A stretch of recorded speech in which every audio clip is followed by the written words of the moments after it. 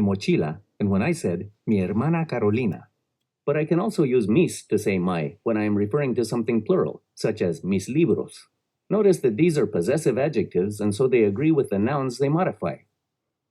Sure, makes sense. So, tu means you and your. Well, except that the tu that means your doesn't have a written accent mark. Oh, right. What about all the other forms?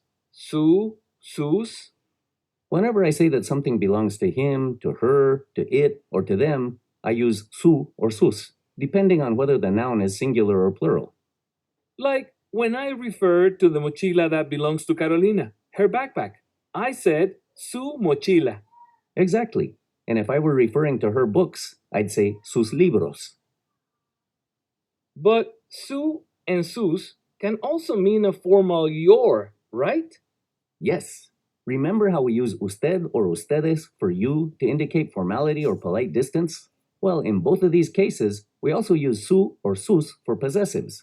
Remember, though, that the singular and plural use of su and sus doesn't depend on if the owner is usted or ustedes, but rather to whether the thing being possessed is singular or plural. Right. Like if I'm being polite with a person and call her usted, and then I wanted to say, here are your books to her, I would say, aquí están sus libros.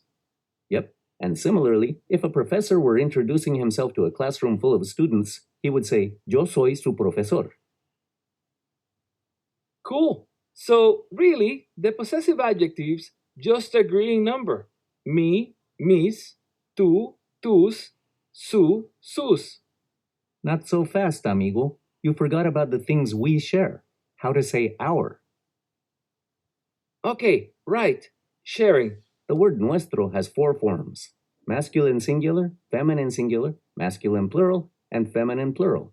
So, for example, nuestro apartamento, but nuestra amiga Emily. For plural, our books are nuestros libros, and our backpacks are nuestras mochilas.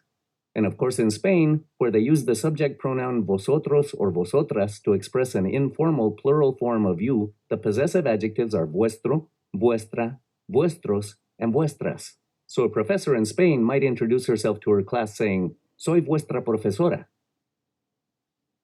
Okay, so for these possessive adjectives, it is really important to keep in mind not only who has ownership, but also the adjective ending, which agrees with the noun it's referring to.